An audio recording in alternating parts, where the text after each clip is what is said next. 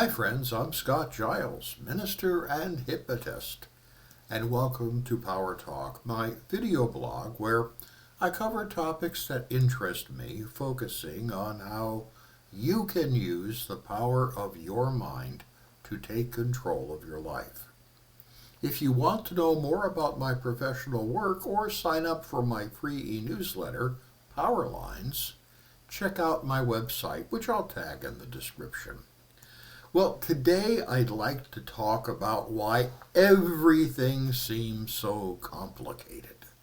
This is a theme I return to every so often. As far as we can tell by examining skeletons and archaeological remains, the human body has not changed much since the late Stone Age. That means our neurological system was evolved to live in a time of tribal culture with simple, readily understandable stressors. We need to find food. Is there water? Do we have to worry that another tribe might be coming to hurt us? Simple stuff, straightforward stuff. Life wasn't complicated. It may not have been easy, but it was simple. We were never evolved to live in the world we live in now, with the 24-hour news cycle, which bombards us with negative news all the time because good news isn't considered news and doesn't get reported. Our social institutions are infinitely more complicated and nuanced. Contemporary office and academic politics makes tribal culture seem laughably simple. That's why everything is so complicated. Our social evolution has advanced faster than our biological evolution.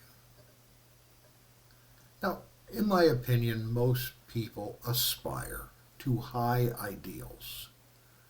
But we discover that if we try to live true to those ideals, we end up often getting trashed by people who could care less about them. I try, as a matter of conscious choice, to live my life as an honest and compassionate person. But that doesn't prevent others from lying all the time and behaving in ways that are ugly, mean. To accomplish anything, I find that I have to be pragmatic.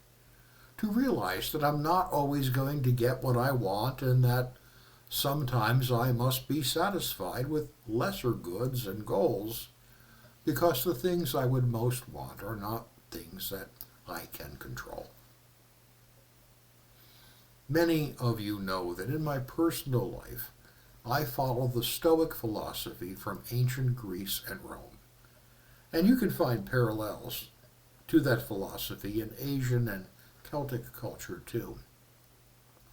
The core idea is that one needs to differentiate between what one can control, what one can hope to influence, and what you can neither control nor influence.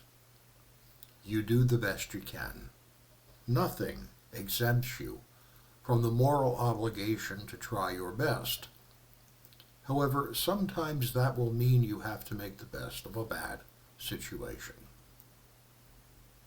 When he was teaching at Union Theological Seminary in New York, the Reverend Reinhold Niebuhr, a famous theologian, who was a Stoic scholar, created the Serenity Prayer, which is ubiquitous in our culture today. God, grant me the serenity to accept the things I cannot change, the courage to change the things I can, and the wisdom to know the difference. This captures the essence of Stoicism. Do what you can. Try your best, but deal pragmatically with what you cannot do or accomplish due to circumstances beyond your control, and instead seek internal peace and calm. because anger and self-righteousness only make things more difficult for everyone. We have just finished a national election cycle here in the United States, and it's left some people delighted and others heartbroken as our nation is divided. If you are in the latter category, let me suggest the counsel of the ancient Stoic principle. Do what you can to advance what you believe in. Be pragmatic about how you conduct yourself in the face of those things you can't control. Realize that anger and self-righteousness only hurt you. As Mark Twain put it, they're like taking poison yourself and then hoping your enemy will die. That's not how it works. So we live in a messy and complicated age, and we just do. And how we feel about that doesn't matter. What does matter is what we will do next. Hey, thank you for your time and attention today. I'll be back next week with another talk on a different subject. I'd like to invite you to join me. It helps me a lot if you tell others about my videos, so please like, share, and subscribe, and hit that notification bell.